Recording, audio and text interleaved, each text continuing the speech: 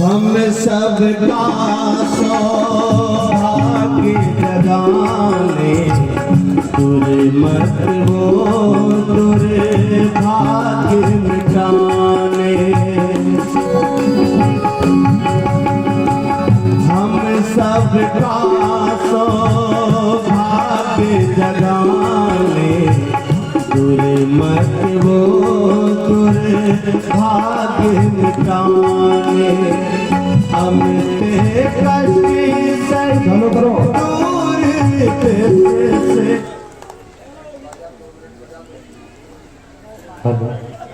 जो बैंड बाजे वाले हैं ऐसी बजा देंगे, जितनी सुविधा है आपके पास में उसी में आप प्रारंभ करेंगे। जल्दी करो, टाइम बर्बाद मत करो। बैंड वाला जल्दी करो, कपड़ा की जरूरत नहीं है, कपड़ा थोड़े बचता। इधर आगे आओ, जोर से बजाओ, धमक के जोर से।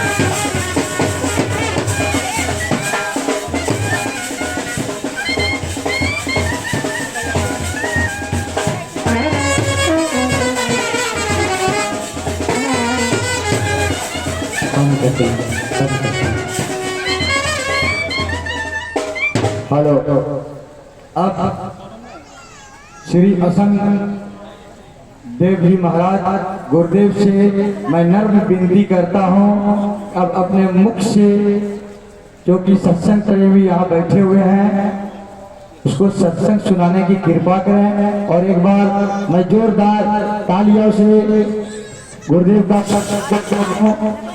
जोरदार ताली बजाने की कृपा आप लोग बहुत धन्यवाद।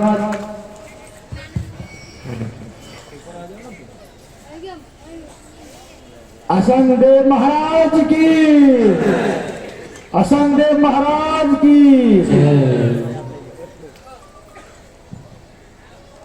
पूज्य गुरु जी असंगदेव महाराज की, क्षमादेव महाराज की, क्षमादेव महाराज की।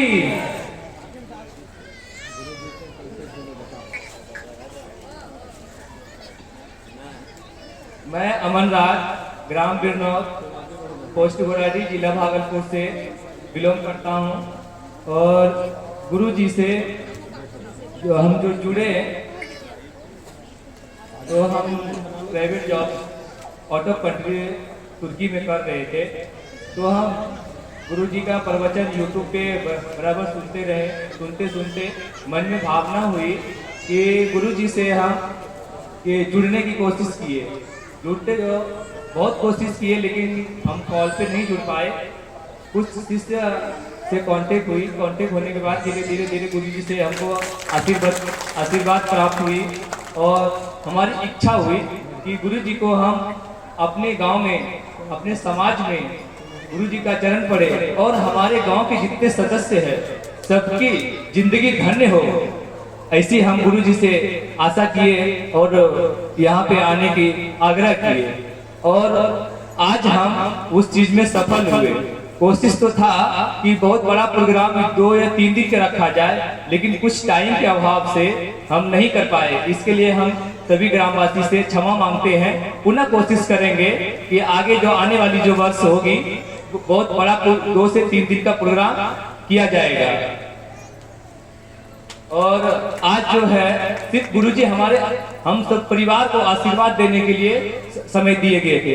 इसी में गुरुजी से नम्र निवेदन था कि गुरुजी हमारे समाज में आप आशीर्वचन 2 मिनट 4 मिनट जो भी हो आप आशीर्वाद दे के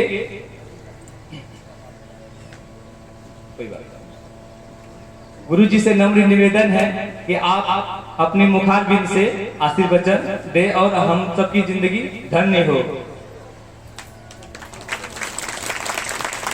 प्रेम से बोलिए असंगदेव महाराज की, क्षमादेव महाराज की, गुरुवंदेव महाराज की, असंगदेव महाराज की, क्षमादेव महाराज की, गुरुवंदेव महाराज की जय।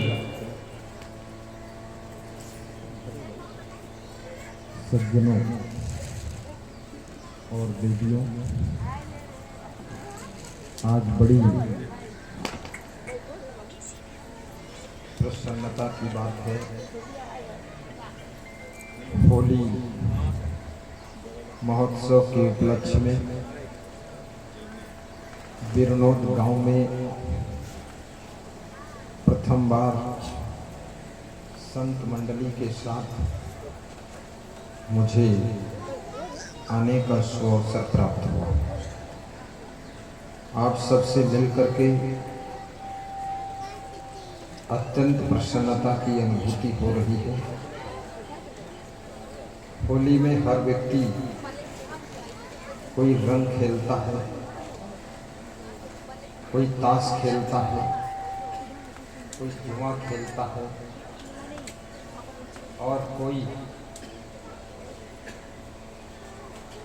झगड़ा लड़ाई भी करता है, कोई एक्सीडेंट में चोट चपेट खाता है, कोई दारू पी करके बेहोश पड़ा रहता है, कोई भांग घोट घोट के बम बम भोले करता है।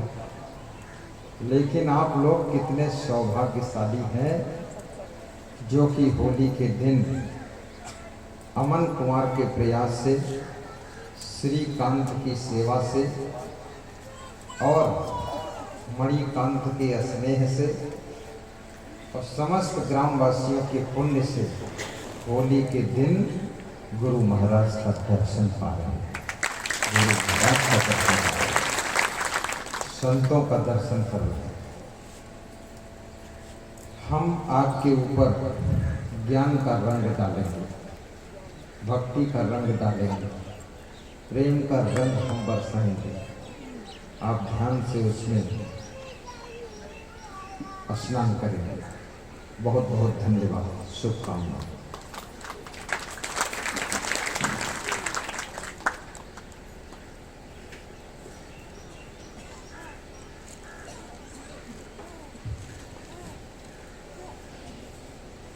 वन्दे बोधमयं नित्यं गुरुं शङ्कररूपिणं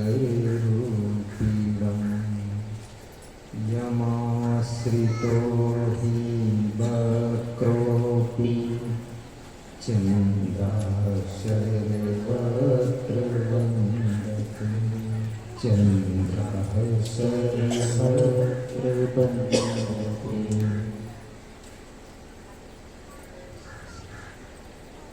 अज्ञानतिमिरान्धस्य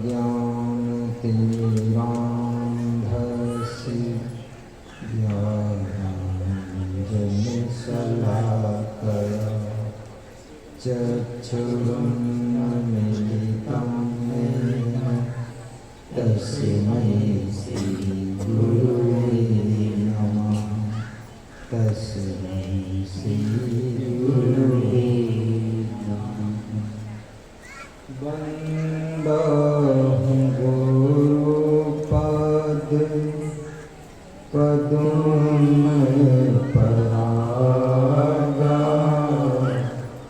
सुरुचिसुभाषितनुरागा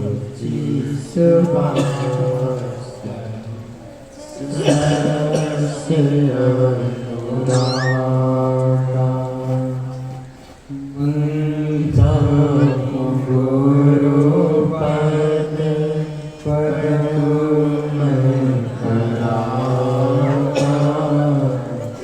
सुरुचिसुभाषितनुरागा सरस्वनुरागा अमीरमोरिमाय चूरणचारु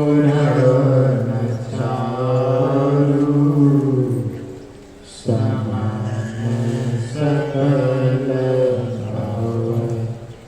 रुचिर्परिवारो गुरुपदरज मधु मंजुलंजन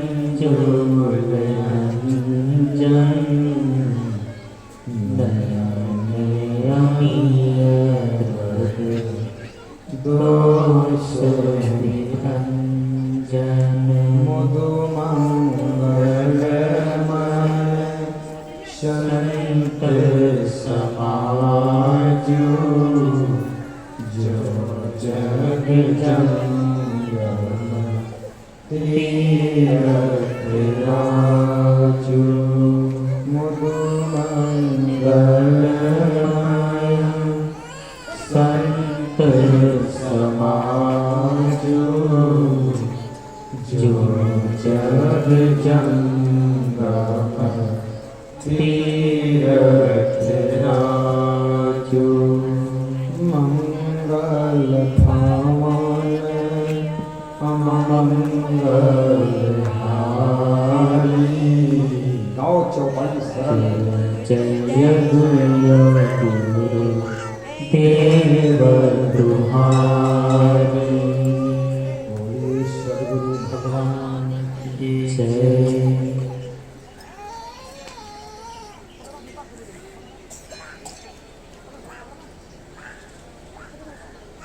श्रीमद् भगवत गीता में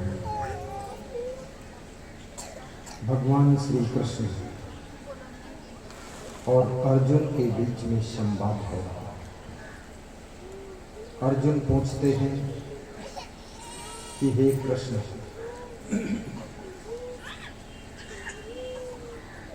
मनुष्य के सभी दुख कैसे दूर हो सकते हैं? दुखों को दूर करने का क्या उपाय? श्री कृष्ण कहते हैं अर्जुन, युक्ताहार विहारस्य युक्त चेष्टस्य कर्मसु युक्त स्वप्नाओं बोधस्य योगो भवत् दुःख।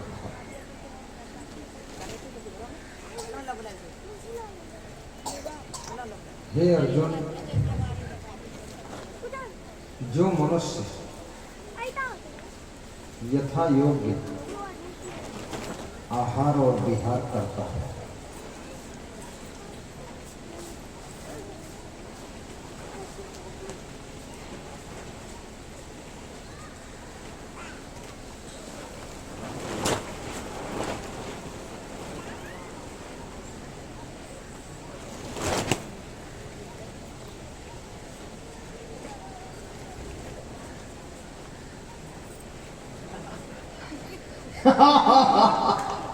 ये क्या है? वायु देवता आ गए क्या?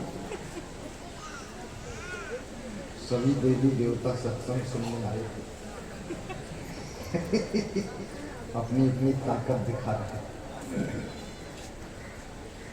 शांत हो जाओ वायु देवता, शांति शांति शांति।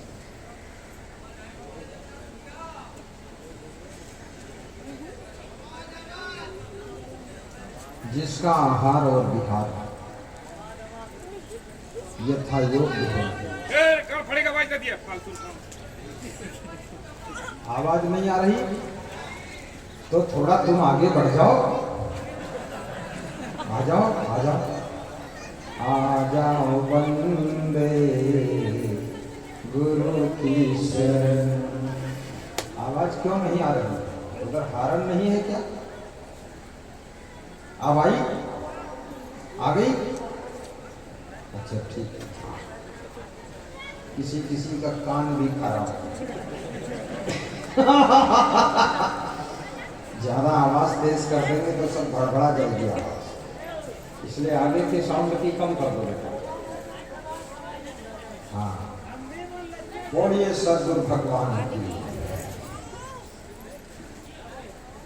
जिसका आहार और विहार यथा योग्य,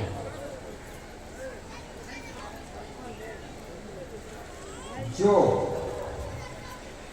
यथा योग्य कर्मों की चेष्टा करता है, अनावश्यक अनर्गल फालतू कर्म नहीं करता, अनर्गल कर्मों के लिए सोचता ही नहीं है। करना तो अलग, सोचने से भी प्रभाव पड़ता है। जैसे यदि कोई व्यक्ति सोचता है किसी महिला के गले की चैन खींचूंगा, खींचा नहीं है, खाली सोचा है और खींच पाएगा भी नहीं, क्योंकि उस महिला का पति भी आ जाता है। तो महिला की चैन खींचोगे तो उसका पति तुमको खींचेगा, तो डर भी है, खींचना कठिन है। लेकिन खींचने के लिए सोचना आसान है, परंतु खींचना बहुत कठिन काम। और सोचने से भी आपके अंदर भय पैदा होता है, भय पैदा होता है, और मन में डर लगता है यदि चैन खींचेंगे, कोई देख लिया, पकड़ लिया और पिटाई कर दिया तो क्या होगा। देखिए, केवल गलत काम सोचा है कि चैन खींचूंगा, उतने से ही भय पैदा हो। लेकिन इसमें एक और आदमी बैठा है, दूसरा आदमी, वो कलकत्ता से आया है और सोच रहा है गुरु जी को सोन पापड़ी दूंगा, पेड़ा दूंगा, दक्षिणा दूंगा, पर अभी दिया नहीं है। लेकिन उसके मन में भय नहीं, खुशी है कि मैं दूंगा। जब तुम देने के लिए सोचते हो तो देने से पहले ही तुमको खुशी मिलना शुरू हो जाती है, और जब किसी का कुछ तुम जबरदस्ती लेने के लिए सोचते हो तो लेने से पहले ही चिंता, डर, भय शुरू हो जाता है और जीवन में शांति नहीं रहती। इसलिए हमेशा अच्छा सोचो। धीरू भाई अंबानी ने Pacific medical college Udaipur Rajasthan में उनका एक सेंटेंस लिखा था कि अच्छा सोचो। दूसरा शब्द था कि बड़ा सोचो। तीसरा था समय पर सोचो, और चौथा था कि जल्दी सोचो।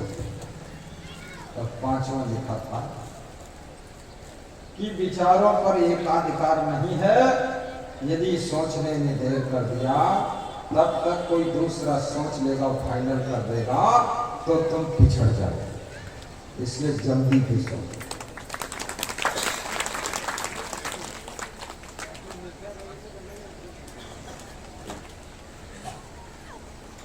किसी कार्य को समय पर सोचना चाहिए।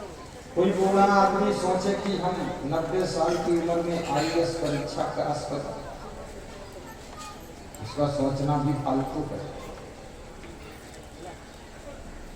लेकिन 12वीं में पढ़ रहा बच्चा यदि सोच ले, 6th 7th ईयर में पढ़ रहा बच्चा सोचे कि मुझे IAS परीक्षा क्रॉस करना है भविष्य में, तो उसका सोचना सार्थक हो जाए। इसलिए समय पर सोचो। अभी छत्तीसगढ़ प्रदेश में मैं सत्संग कर रहा हूं, तो एक भक्त की उम्र 30 साल है। वो कह रहा था कभी कभी मन होता साधु बनो, कभी कभी मन होता शादी करो। तो उसके माँ बाप ने कहा इसको समझा दो, जो करना है जल्दी कर ले।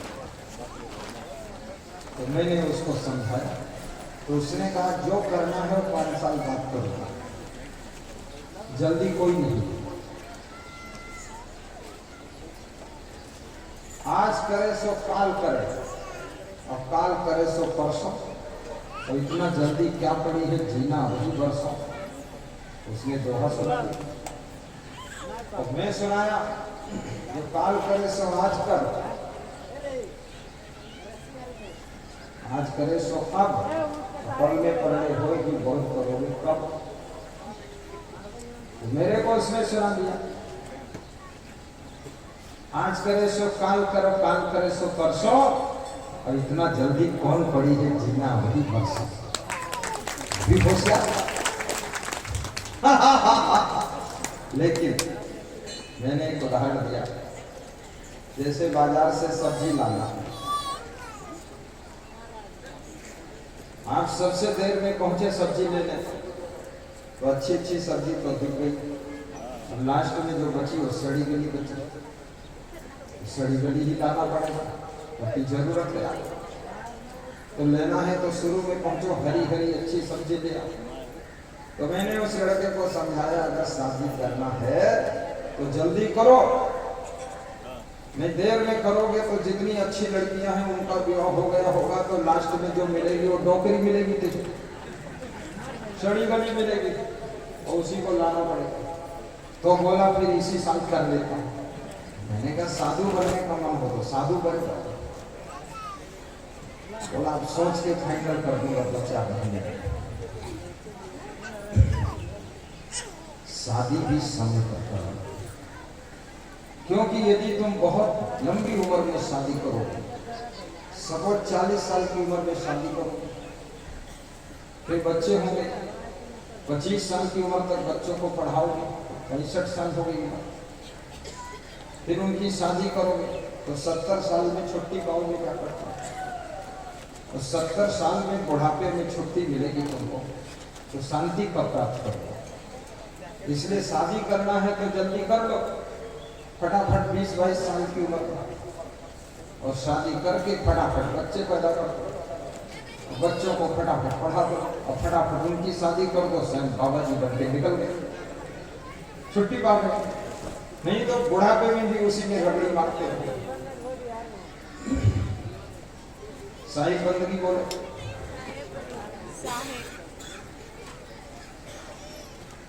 समय पर साधु भी बनो यदि बनना। 80 साल की उम्र में साधु बनोगे, तुम गुरु की सेवा क्या करोगे? उल्टा गुरु तुम्हारी सेवा करेगा।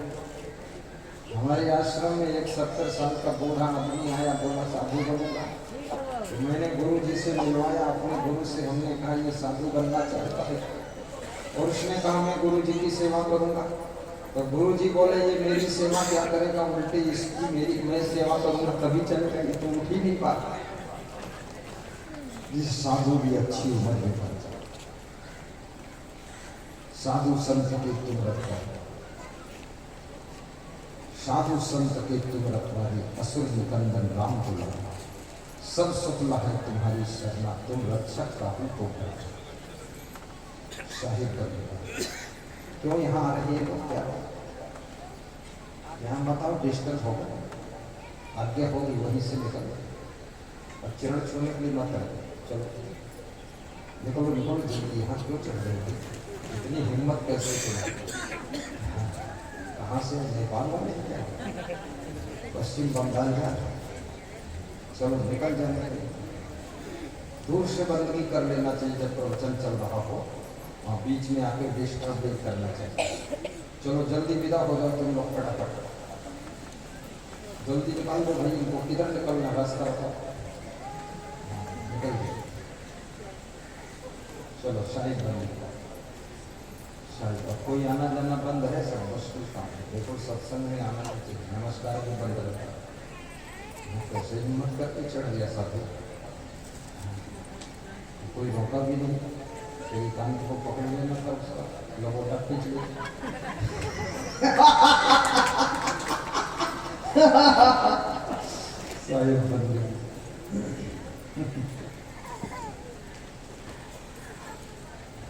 युक्त चेष्टस्य कर्मसु, यथा योग्य कर्म कीजिए।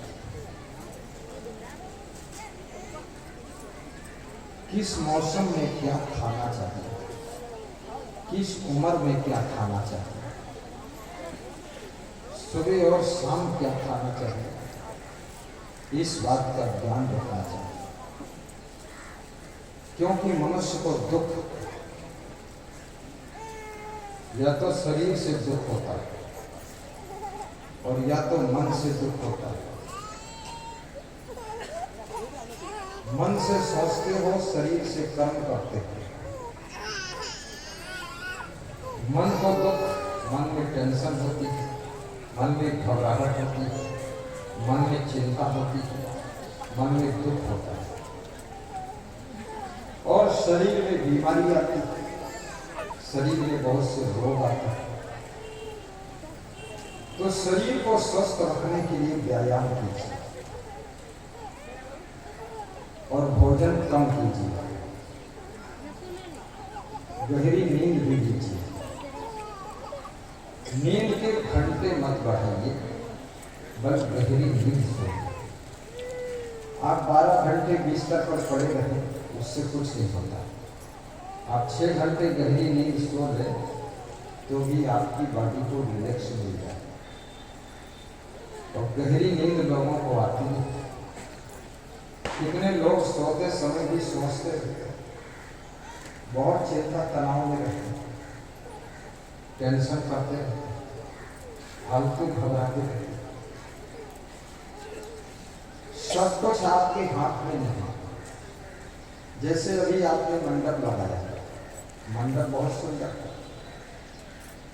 व्यास गादी अति सुंदर, बैंड बाजा बहुत सुंदर था,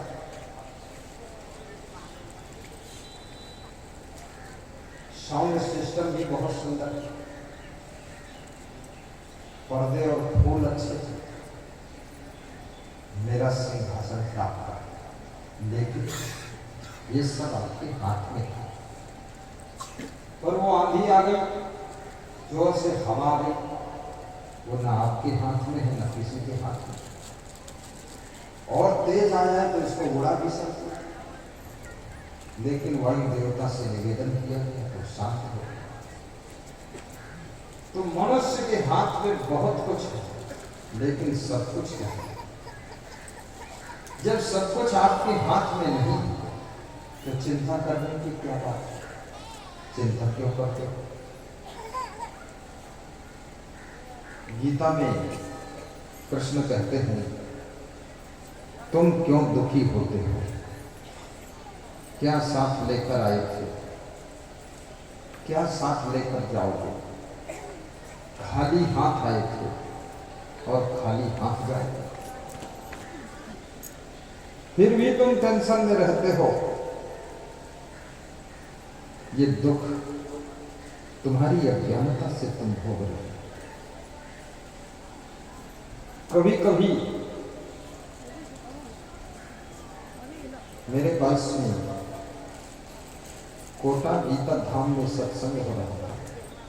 रामकिशन वर्मा मिनिस्टर मिलने के लिए आए। उनके साथ में बजरंग लाल मोहरा मिले। थोड़ा मैंने प्रसाद दिया उनको, एक एक सेव फल लेकर चले गए। उस समय में मिनिस्टर का मूल्य नहीं समझता था कि मिनिस्टर क्या है। आज के 25 साल पहले की बात, तो मैंने ऐसे चालू भाषा में दे दिया सेव। शाम को वो बजरंग लाल बोहरा फिर आए। मैं गाड़ी से जा रहा था प्रवचन करके। बोले रुको थोड़ा, गुरु जी रुके। बोले सब काम हो। क्या हुआ? बोले 80 लाख रुपया फंसा था 10 साल से। वो सेव फल आपने दिया और जब ही खाया और फोन भी आया, पैसा ला गया। बहुत बड़ी खुशी। जो आपके हाथ में नहीं है वो कोई महान पुरुष के आशीर्वाद से ही सफल हो जाता है। इसलिए दिव्य संत पुरुषों का आशीर्वाद भी देना चाहिए। वो कैसे आशीर्वाद देते हैं? जैसे पानी बरस रहा है, आपने खुला आंगन में औंधा घड़ा रख दिया है, घड़े को औंधा कर दिया, पानी खूब बरसा, लेकिन घड़े में एक बूंद नहीं आया। तो जिसने खुला घड़ा रख दिया छत के ऊपर, जो पानी बरसा उसका घड़ा भर गया। ऐसे ही गुरु जी के दर्शन करने जाओ, सत्संग सुनने जाओ, औंधे घड़ा की तरह मत बैठो, खुला घड़ा बंद करके बैठो, खुले हृदय से बैठो, खुले मन से बैठो, तो गुरु जी का आशीर्वाद तुम्हारे अंदर है।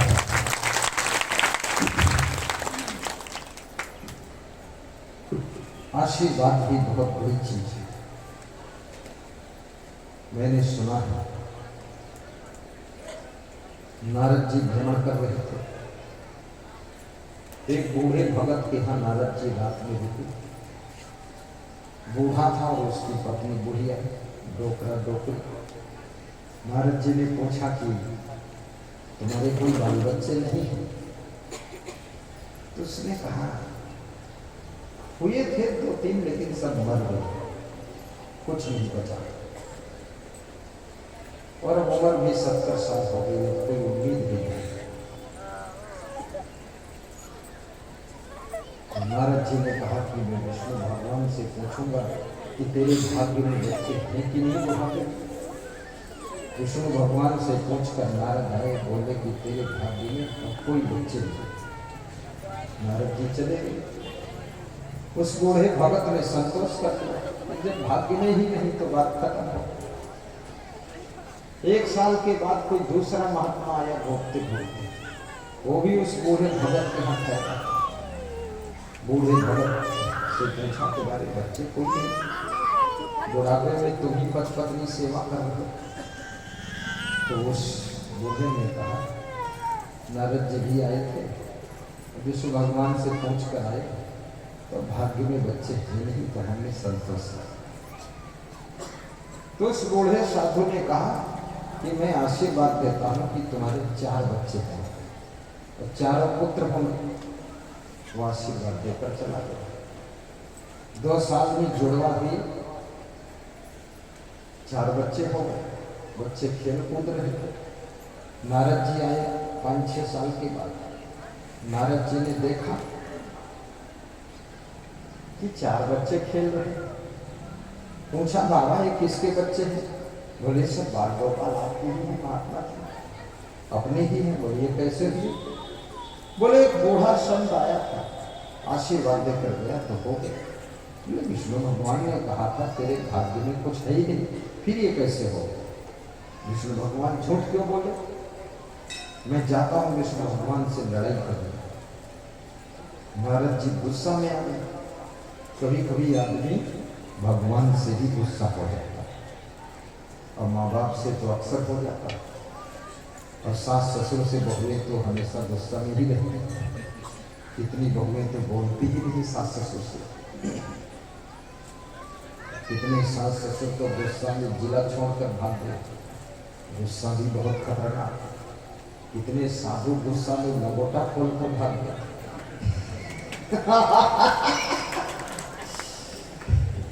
कितने पति लोग गुस्सा में पत्नी को छोड़कर हरिद्वार भाग गए, कमंडल लिए घूम रहे। ये गुस्सा कोई मामूली चीज है? ये गुस्सा रिश्ते भी तोड़वा देती है। गुस्सा घर छुड़वा देती है। गुस्सा सधुआई चौपट कर देती है। ये गुस्सा गृहस्थी का विनाश कर देती है। ये गुस्सा बिजनेस का सत्यानाश कर देती है। और ये गुस्सा याद रखना आपकी सुख शांति को भी जलाकर राख कर देती है। इसलिए गुस्सा पर कंट्रोल करो। बिजनेस में वही सफल होता है जो गुस्सा को कंट्रोल करता है। गम खाना सीखो। राजनीति में वो सफल होता है जो अपनी निंदा को सह सकता है। नेता की जितनी निंदा बुराई होती उतनी किसी की नहीं होती। नेता को लोग माला भी पहनाते हैं, जब नेता चला जाता है तो 500 गाली भी देते हैं।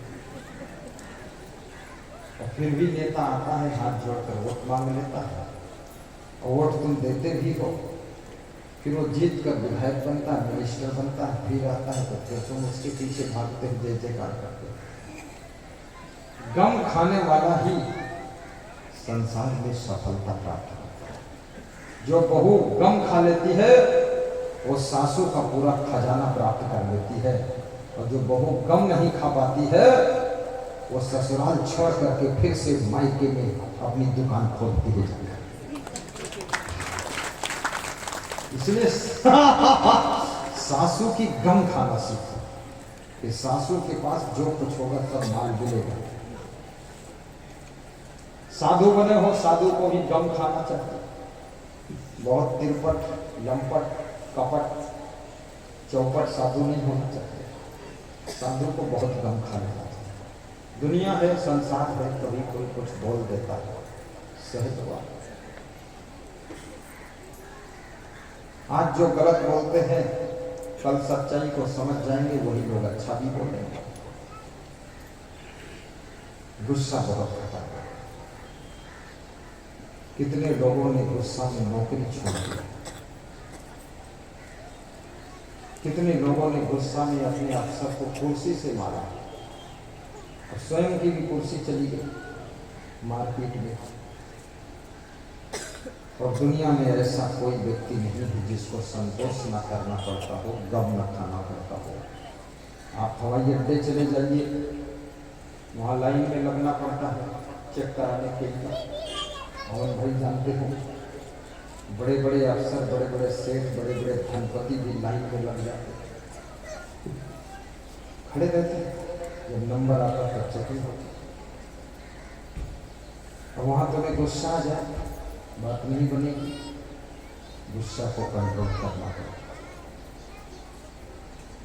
इसलिए व्यास दादी निवेदन करेंगे कि गम खाना सीखो। पिता की गम खा लो तो पिताजी का भी आशीर्वाद मिलेगा। माँ की गम खा लो तो तुम भी माँ बन जाओगी एक दिन, और सास ससुर की गम खा लो तो एक दिन तुमको भी सास ससुर बनने का सौभाग्य मिलेगा। और साधु लाइन में आकर के भगत की गम खा लो, भगत की भी गम खाना पड़ता है, क्योंकि भगत भी सभी भगत अमन राज जैसे मॉडल के थोड़े मिले। भगत भगत में होता है, उसकी भी गम खा लो। और प्रेम से रहना सीखो, प्रेम से रहना सीखो। कबीर साहब कहते हैं, पोथी पढ़ी पढ़ जग मुआ, पंडित हुआ ना कोई, ढाई अक्षर प्रेम का पढ़े सो पंडित। प्रेम से यदि छोटे से घर में रहो तो भी बड़ा सा सुख मिलता है, और लड़ झगड़ करके अगर महलों में रहो तो बड़े महल में भी बड़ा दुख मिलता है। कलह कलेश कभी मत करो। महाराजा दशरथ के घर में कनक भवन बना, लेकिन घर में कलह कलेश होने के कारण उस कनक भवन में राजा दशरथ की मृत्यु हो जाती है। ये परिवार का कलह कलेश सुख शांति को नष्ट तो करता ही है, बल्कि आपके जीवन को भी समाप्त करता है। रावण के पास में सोने की लंका है, लेकिन रावण के पास में संयम नियम नहीं। रावण के पास में विचार विवेक नहीं, रावण के पास में गुरु भक्ति और सत्संग नहीं। रावण भी शिव जी का पुजारी है, राम भी शिव जी के पुजारी है। राम की जीत क्यों हुई, रावण की हार क्यों हुई? क्योंकि राम के पास में गुरु भक्ति है, गुरु कृपा, गुरु का आशीर्वाद। रावण के पास में गुरु भक्ति है, रावण का कोई गुरु नहीं। राम सत्संग सुनते हैं, इसलिए राम के पास विवेक, इसलिए उनकी जीत हुई। रावण सत्संग सुनाने वालों को भी मारता, साधु संत को खूब पीटता था। ये तो उस युग से आज का युग अच्छा है। अभी साधु संत को लोग कोई खाते नहीं, उस समय साधु संत का तो नाश्ता करते थे। ये साधु संत दिखाई नहीं देते तो जलपान बन जाते पूरा। जब राम भगवान वनवास में गए, ऋषि मुनियों के आश्रमों पर हड्डियों का ढेर देखा। अस्थि समूह देखी रघुराय, देखा मुनि लागी उदार। अस्थि समूह देखी रघुराय, देखा मुनि लागी उदार। ऋषि मुनियों को दुखी देख करके भगवान राम की मन में दया, हड्डियों के ढेर ऋषि मुनियों की कुटियों के पीछे देखा। पूछा राम ने, किसकी हड्डियां? ऋषि मुनियों ने रो रो कर कहा, ये साधु संत ऋषि मुनियों की हड्डियां। बोले, इनकी हड्डियां कैसे? लंका तरफ से राक्षस आते हैं, साधु संत ऋषि मुनियों को मार कर खा जाते हैं। हम लोग थोड़ी संख्या में बचे थे। भगवान राम की आंखों में आंसू आए, इतना बड़ा अन्याय हो गया। राम ने हाथ उठाया ऊपर, निश्चर विहीन करो मही, भुज उठाई प्रण की और सकल मुनि की आस जाय जाय सुख की।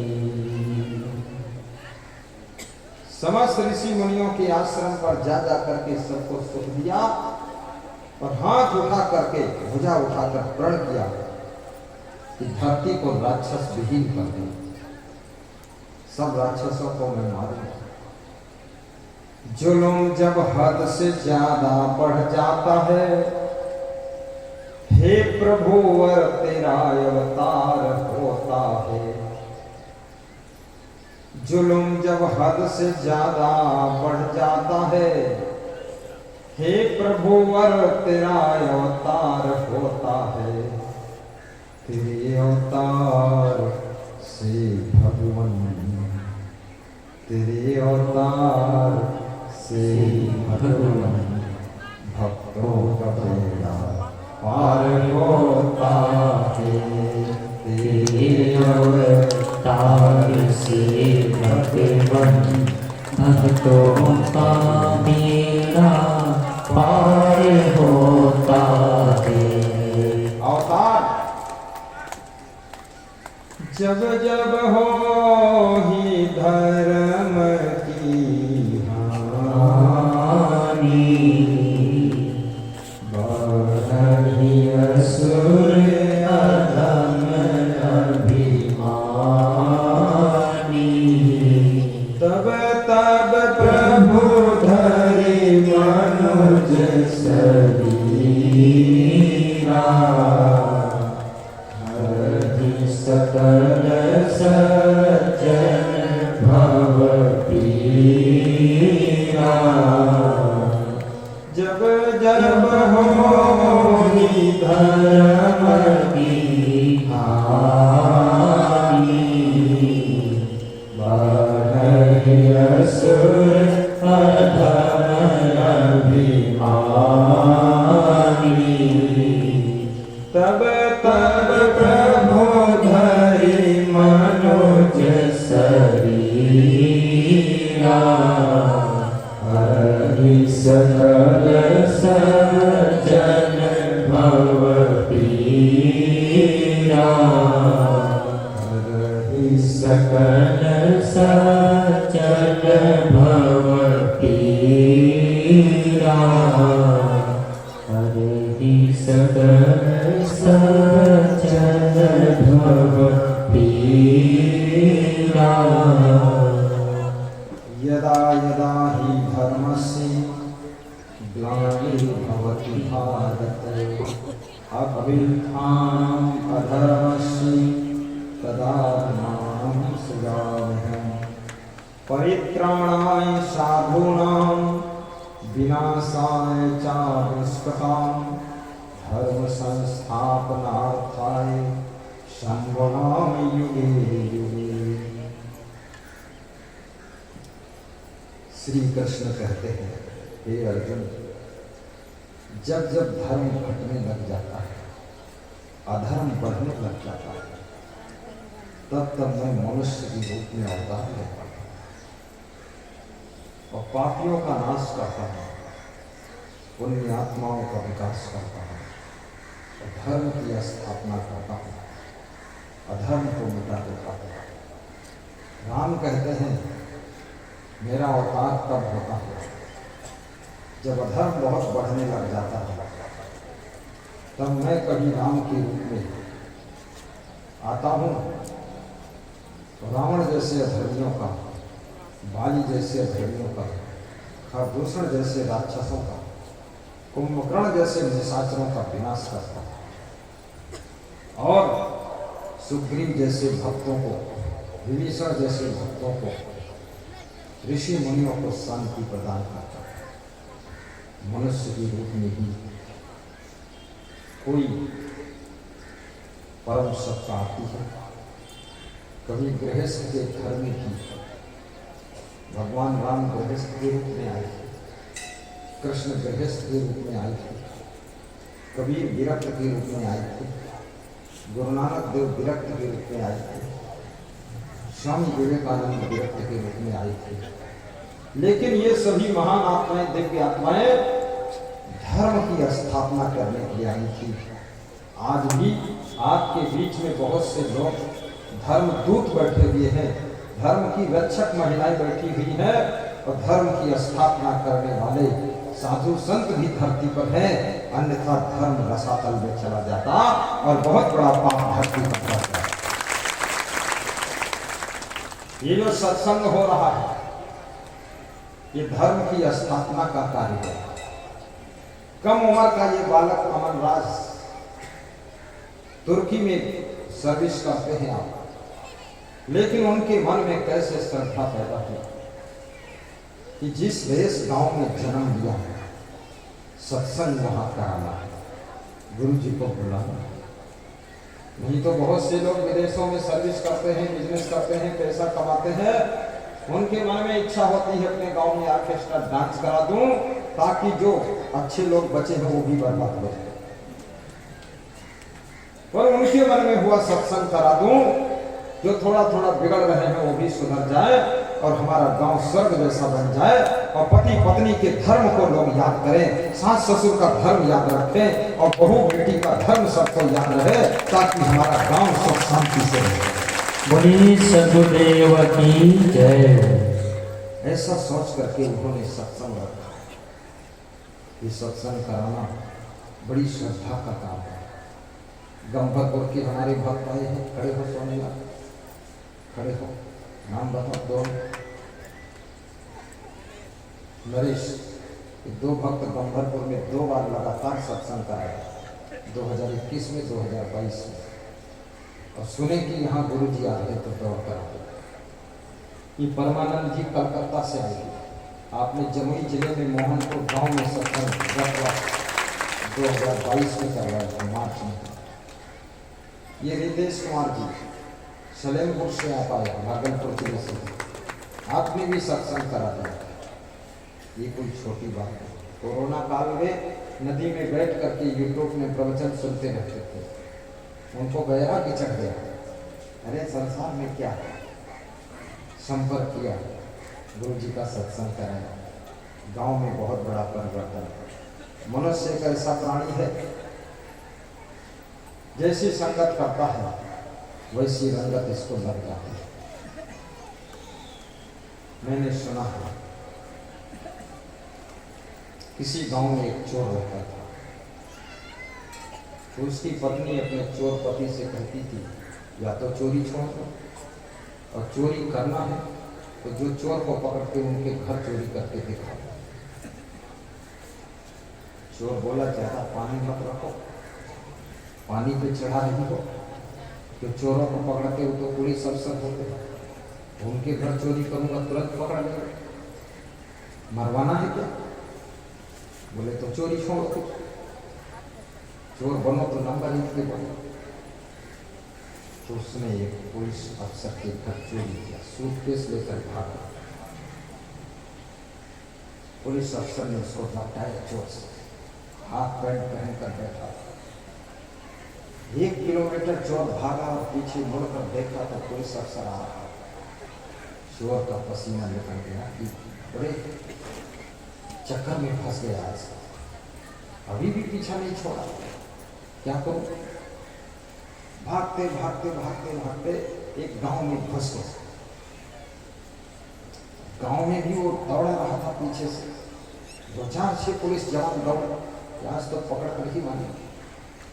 तो उस चोर ने दिमाग लगाया कि भागकर नहीं बच सकते। तो उस गांव में एक आश्रम था, कोई साधु, छोटी सी बाउंड्री थी 4 फीट ऊंची। वो चोर अंधेरे में कूद कर बाउंड्री के पास में अंदर ले गए, चुपचाप पड़ा। पुलिस जवान सब भागते हुए आगे चले गए, चोर मिला नहीं, वापस लौट गए। इधर क्या हुआ, वो साधु को पता चला कि इसके अंदर कोई आदमी आया है। साधु ने टार्च लगाई, बोले कौन है। चोर क्या कहता है, चुप चुप चुप चुप चुप, मौन मौन मौन। फिर साधु चिल्लाया, अरे कौन है बेटा आश्रम के अंदर। तो चोर ने कहा आश्रम में शांति बना कर रहो, साधु बन गई, इतना ज्ञान नहीं भूलना चाहते। चोर ज्ञान देने लगा बेटा। साधु सोचा इतना ज्ञान देता है, चुपके से क्यों कूद के आ गए मेरे आश्रम। साधु ने कहा इधर आओ, मेरा अंदर गए। बोला तुम कौन हो? उसने कहा मैं चोर हूं। तो मेरे आश्रम के अंदर क्या घुसे? बोले पुलिस पीछा कर रही, बोलो मत। अगर बोले तो मैं बोल दूंगा कि 10 साल से जितना माल चुराया हूँ आश्रम में दिया, तो पूरी तरह फंसा दूंगा।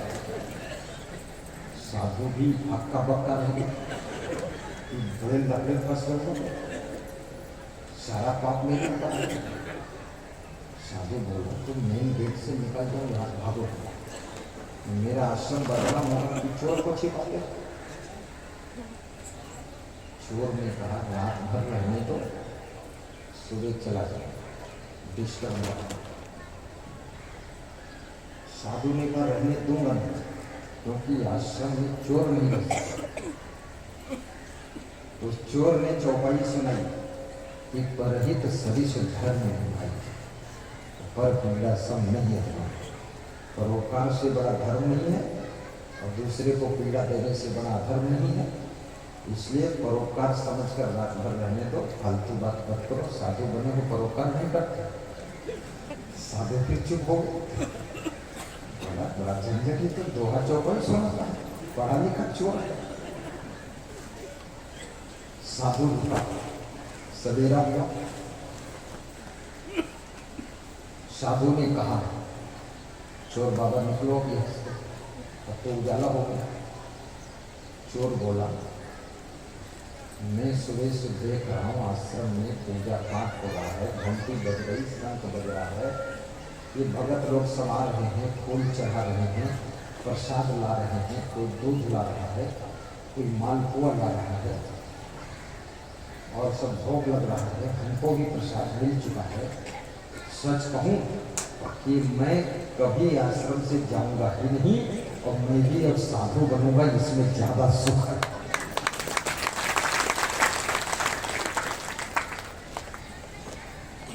साधु ने कहा मेरे आश्रम पे तू कब्जा करना चाहता है? बोले कब्जा हो गया, करना क्या चाहता? मैं आपका शिष्य बन गया।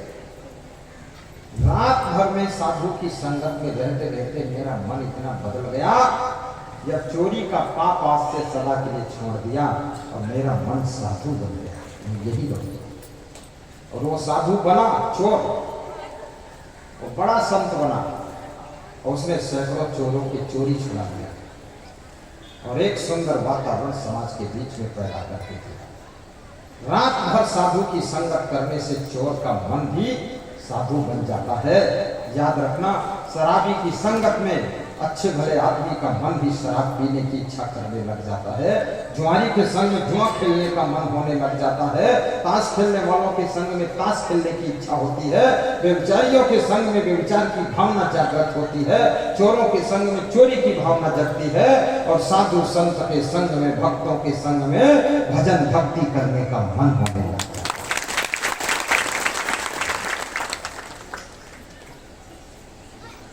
कपड़े को जैसा रंग मिले, मानो को जैसा संग मिले, वह उसी रंग में रंगता है जीवन का कण खिलता है। कपड़ा का मूल रंग व्हाइट होता है, कपास सफेद लोग की होती है। गुजरात महाराष्ट्र में कपास की खेती होती है, जैसे आपके यहाँ धान की खेती होती है, ऐसे वहाँ लाखों एकड़ कपास की खेती होती है। कपास का पौधा होता है, उसी में कपास रुई होती है और फिर रुई जिनिंग फैक्ट्री में पहुँचती है, वहाँ उसकी धुनाई होती है, बीज अलग किया जाता है और फिर धागा बनाने की फैक्ट्री में पहुँचती है, उसका धागा। लेकिन कपड़ा का मूल रंग तो सफेद है, पर जिस रंग में रंग देते हैं तो कपड़े का वही रंग दिखाई देने लग जाता है। ऐसे इस आत्मा का मूल रंग सात्विक रंग है। ये आत्मा का मूल रंग सदाचार है, लेकिन जैसी संगत में ये पड़ जाता है आत्मा, फिर वैसी रंगत में ये रंग जाता है। मैं निवेदन करूंगा, आप यदि चाहते हैं मेरा बच्चा अच्छा रहे, बच्चे को अच्छी संगत में रखें। कभी नौकर नौकरानी के साथ में उसका पालन पोषण मत करें, अन्यथा आपको पहचानेगा नहीं। अपने आंचल का दूध पिलाए, अपनी गोद में खिलाए। बालक को स्पर्श करने से भी संस्कार मिलते हैं। गलत व्यक्ति अगर उसको छूता है उसके संस्कार बिगड़ेंगे। बालक को गलत व्यक्ति देखता है तो बालक के संस्कार बिगड़ेंगे। बालक के सामने गलत शब्दों के गीत हो रहे हैं, फिल्मी गीत हो रहे हैं, उसके संस्कार बिगड़ेंगे। इसलिए बालक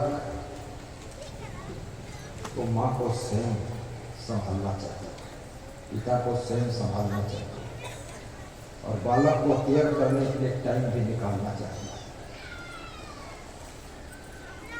एक बालक की माँ मर गई गुजरात में, बालक बिल्कुल नहीं रोया, तो घर के लोगों ने कहा इसकी माँ मर गई, ये 2 साल का हो गया, 2.5 साल का हो गया, समझदार हो गया, थोड़ा थोड़ा बोलता है, फिर रोता क्यों नहीं? तो घर के लोगों ने कहा माँ के मरने से ये कभी नहीं रोएगा। बोले फिर? बोले इसने माँ का दूध कभी पिया नहीं। क्यों? बोले माँ ने पिलाया ही नहीं। क्यों? बोले उसने शीशी का दूध पिलाया, बोतल का दूध। तो जब इसकी बोतल फूट जाएगी तब ये रोएगा माँ के मरने से। उसका बोतल से जुड़ाव हो चुका, माँ से जुड़ाव ही नहीं। गुरु को अपने शिष्य को भी सानिध्य में रखना चाहिए। शिष्य कहाँ सोता है, कहाँ नहाता है, कहाँ घूमता है, उसका संस्कार बिगड़ जाएगा। गुरु की दृष्टि उस पर पड़नी चाहिए, तो शिष्य भी महान संत बनेगा। गुरु की संगत मिलनी चाहिए। और आप तो गृहस्थ आश्रम में हैं, ये गृहस्थ आश्रम बहुत जंजाल का आश्रम है। इसमें यदि कभी कभी भी सत्संग मिल जाए तो आपको ऐसा लगेगा कि आधी रात को कहीं दीपक जल गया और कुछ दिखने लगा। इसलिए सत्संग कभी कभी आपके गांव में भी होना चाहिए। आज हमारे पास में एक को महात्मा आए थे, कह रहे थे भागलपुर सत्संग कराएंगे। खड़े हो महात्मा, कहाँ हो? तो साधु जैसा कपड़ा पहने था, पीछे बैठा था। कहाँ है महात्मा? भागलपुर वाला। भाग गया भागलपुर। अमन कुमार की इच्छा है कि अपने गांव में बिरनौद में 2-3 दिन का सत्संग रखें। श्रीकांत की इच्छा है 7 दिन रखें। मणिकांत की इच्छा है महीना भर रखें। और गांव वालों की इच्छा है गुरु जी को यही रखो, जाने ही न दो। लेकिन 7 दिन बहुत हो जाएगा और गुरु जी यहाँ नहीं रुक सकते हैं, क्योंकि विश्व में बहुत जगह जाना है। पर 3 दिन 2 दिन सत्संग बहुत अच्छा है। तो गांव वालों की इच्छा है कि नहीं है? है तो हाथ उठाकर ताली बजा दो ऊपर पर।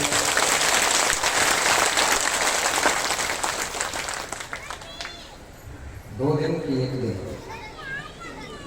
2 दिन, 3 दिन, 3 दिन की 1 दिन, 3 दिन, 3 ठीक है। ब्रह्मा विष्णु महेश।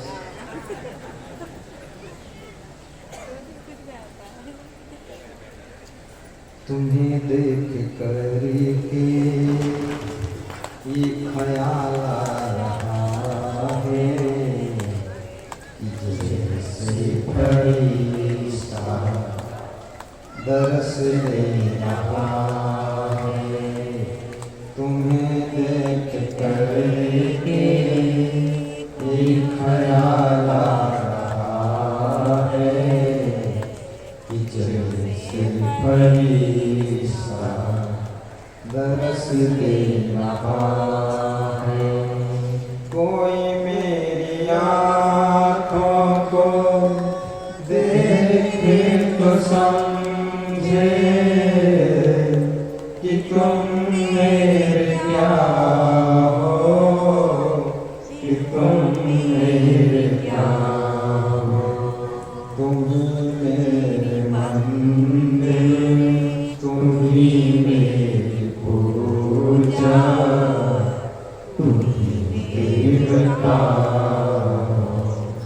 तुम ही देवता हो। तुम ही राम मेरे कन्हैया, तुम ही हो जीवन की नैया के केवैया, तुम ही हो। जिधर देखता हूँ नजर तुम ही आते, सभी भक्त साधक तेरे गीत गाते। गीतों की माला के रचैया तुम ही हो, जीवन की नैया के केवैया तुम ही हो। तुम ही राम मेरे कन्हैया, तुम ही हो जीवन की नैया के केवैया तुम ही हो। साहिब बंदगी, साहिब बंदगी। थोड़ा और सुनाओ कि बंद करो? होली मिलन नहीं करोगे तुम? देखो गुरु जी आ गए, सबको एक ही जगह मिला दिया। पुलिस वालों से भी मिलन, साधु से मिलन, गुरु से मिलन, गांव के नर नारियों से मिलन, आसपास के गांव वालों से मिलन। होली मिलन एक साथ हो। होली मिलन का अर्थ क्या होता है?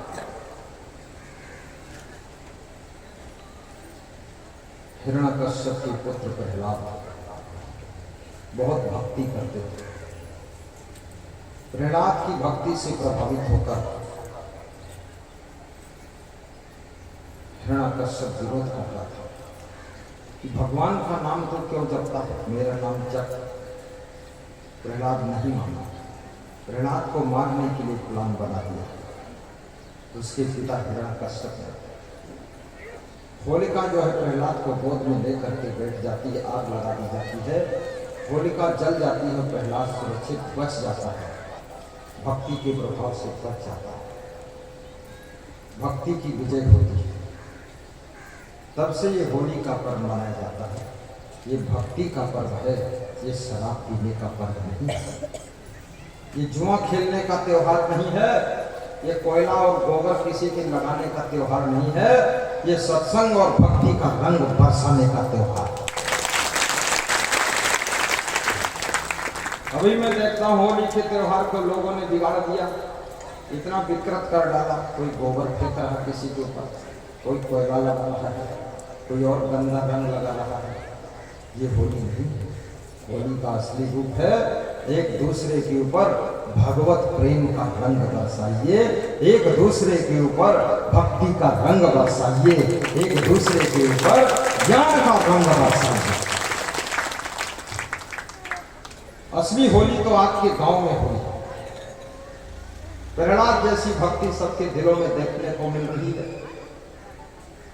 अमन राज और श्रीकांत के प्रयास से, मणिकांत के प्रयास से, ग्रामवासियों के प्रयास से ये उदय राम जी, उदयवीर नाम की उदय सिंह कहाँ है? उदय सिंह, इनके सबके मेहनत से आपके यहाँ सत्संग का रंग बरस रहा है, गुरु को बुलाया गया है। असली होली तुमको मनाने को मिली है। होली के दिन गुरु का दर्शन हुआ, संतों का दर्शन हुआ, संतों के चरण तुम्हारे गांव में पड़े और तुम्हारे कान में गुरुदेव के ज्ञान के शब्द पड़े। आपकी होली धन्य है। होली कभी शराब ना पीना, परस्पर प्रेम से रहना, एक दूसरे का ख्याल रखना, माता पिता का सम्मान करना, समय का सदुपयोग करना, संतों के प्रति स्नेह रखना, बच्चों को संस्कार और शिक्षा दोनों देना। बेटियों के लिए कहूँगा, शिक्षा भी ऊंची प्राप्त करो और फैशन से बचो। ये बाल और ये ओंठे लाल, ये महाकाल, इससे बचो, क्योंकि चरित्र ही तुम्हारी सुंदरता है, संयम नियम ही तुम्हारी सुंदरता है। और बच्चों से भी कहूँगा, खोपड़ी के बालों के फैशन में मत डूबो। अभी झारखंड में मैं आ रहा था एक पेट्रोल पंप पर, कुछ बच्चे चारों तरफ बाल कटवाए तो बीच में थोड़ा रखते थे, ऊपर उड़ रहे थे। और मैंने कहा चारों तरफ बाईपास रोड निकाला है और बीच में चौराहा का सिग्नल दिखा रहा है, चल चोटी कटा इसको। तो ऐसी बात डायरेक्ट मैंने कहा उसको, तो वो बहुत खुशी है कि मेरे साथ 10-15 मिनट रहे, प्रसाद खिलाया, उनको समझाया। और मैंने कहा कि प्रवचन सुनो कि जिंदगी कहाँ हुल्लड़बाजी में खो रहे थे, फैशनबाजी में। जिसके बेटे और बेटियां फैशन में और घर के नौजवान व्यसन में, उसके घर के मालिक सब टेंशन में रहते हैं। इसलिए फैशन भी छोड़ो, नशा व्यसन भी छोड़ो और टेंशन से भी मुक्ति प्राप्त करो। हंसते हंसते जिंदगी जीने की कला सीखो। गोराडी थाना अध्यक्ष श्री आशुतोष कुमार जी भी पधारे हुए हैं, खड़े हुए, ताली बजाकर सम्मान करो, बहुत अच्छे हैं। श्री बलराम पासवान जी ASI, वो भी पधारे हुए हैं, उनको एक एक माला पहना करके सम्मान कर दीजिए। हमको पहनाएंगे, लाइए लाइए लाइए, वाह वाह, हम तो तुरंत पहन लेते। माला मुझे पिन्हा दो, माला पिन्हाने वाले, माला मुझे पिन्हा दो, गमछा मुझे ओढ़ा दो, गमछा ओढ़ाने वाले, गमछा ओढ़ाने वाले, गमछा ओढ़ाने वाले। बहुत संस्कारी है वे, जूते निकालकर हाथ धोकर गुरु का सम्मान करने के लिए आ रहे। देखिए ये उनका बहुत बड़ा गुण है। उनके माता पिता को भी हम धन्यवाद देते हैं, आशीर्वाद देता हूँ, क्या उनको संस्कार अच्छे मिले। गा दो। मंगलमय घड़ी आई है, कोई जाने न जाने, मंगलमय घड़ी। सभी लोग आप गा रहे हैं। कोई जाने न जाने, जाने न जाने, माने न माने, जाने न जाने, माने न माने, मंगलमय घड़ी आई है, कोई जाने न जाने, मंगलमय घड़ी आई है, कोई जाने न जाने, जाने न जाने, माने न माने, जाने न जाने, माने न माने, मंगलमय घड़ी आई है, कोई जाने न जाने, मंगलमय घड़ी आई है, कोई जाने न जाने। बोलिए सद्गुरु भगवान की जय, संत भगवान की जय, भक्त भगवान की जय। एक राजकुमार जंगल की सैर करने गया, रास्ता भटक गया, पानी पीने के लिए कुआं पर पहुंचा। कुएं पर बाल्टी और रस्सी रखी हुई थी। बाल्टी में रस्सी बांध करके पानी भरने की कोशिश किया, तब तक उसे याद आ गया कि मैं राजकुमार हूं। पानी भरना तो पहाड़ों का काम है।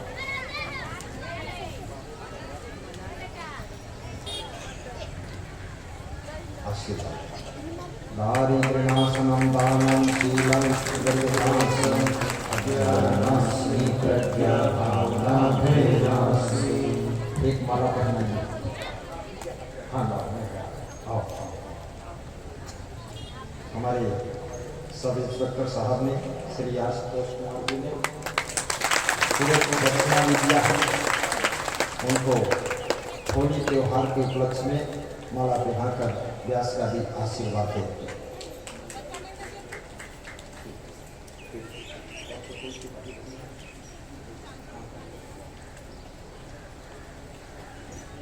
हम भी थोड़ी देर में निकलेंगे, बस 5-10 मिनट।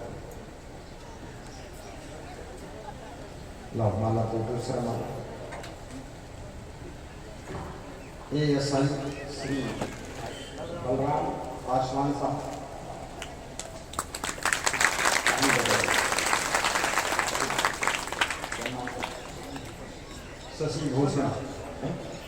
शशि भूषण दास भी पधारे, उनको भी आशीर्वाद। एक ही मनन एक ही चिंतन, एक ही मनन एक ही चिंतन, एक ही छल मन भाई है, कोई जाने न जाने। एक ही छवि मन भाई है, कोई जाने न जाने। जाने न जाने माने न माने, जाने न जाने माने न माने। मंगलमय घड़ी आई है, कोई जाने न जाने। मंगलमय घड़ी आई है, कोई जाने न जाने।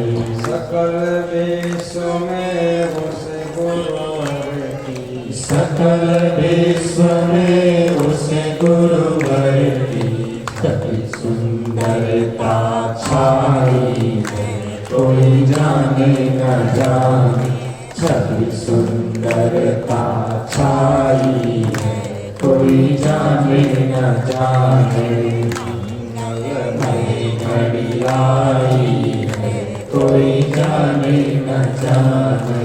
मंगलमय घड़ी आई है, कोई जाने न जाने। सद्गुरु भगवान की जय।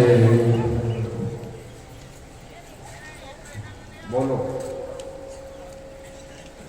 हे गुरुदेव, बोलो सब लोग बोलो, हे गुरुदेव मेरा जीवन मंगलमय हो, भक्ति बढ़े, शक्ति बढ़े, संपत्ति बढ़े, उन्नति बढ़े, विकास हो, ज्ञान का प्रकाश हो,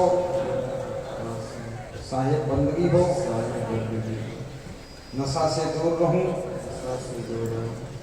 शाकाहारी बनूं, अच्छा मकान बनाऊं, अच्छी गाड़ी भी लाऊं, घर में गम खाकर रहूं।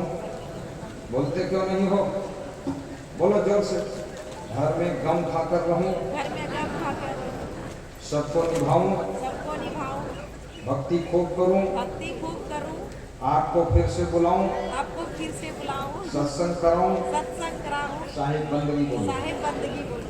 अभी आपको ऐसे पर्चा दिया गया, मिला पर्चा? मिल गया कि नहीं मिला? ऐसा इसको मोड़ना मत, फाड़ना मत, गुजरना मत, सुरक्षित रखना। इस पर्चे में लिखा है महाकाल की नगरी उज्जैन आश्रम निर्माण हेतु सहायतार्थ भूमि दान पत्र। महाकाल का मंदिर जहाँ पर है उज्जैन मध्य प्रदेश में, वहाँ तुम्हारे गुरुजी आप लोगों के ठहरने के लिए आश्रम बनाने जा रहे हैं। उस आश्रम में महान भक्त श्री कैलाश शर्मा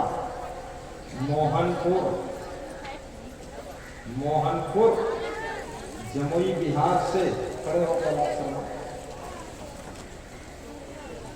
ये है परमानंद शर्मा के पिताजी। 2100 की राशि दान दिया है, ताली बजाकर उनका सम्मान करो।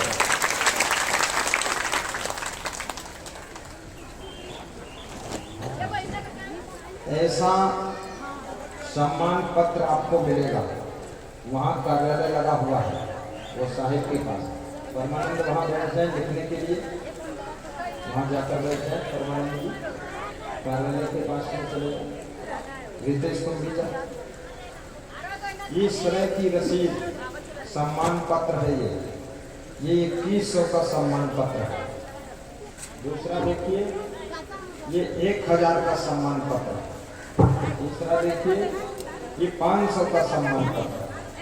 चौथा देखिए, 200 रुपये का भी सम्मान पत्र है और 100 रुपये का भी सम्मान पत्र है। तो जैसा जैसा जिसके मन में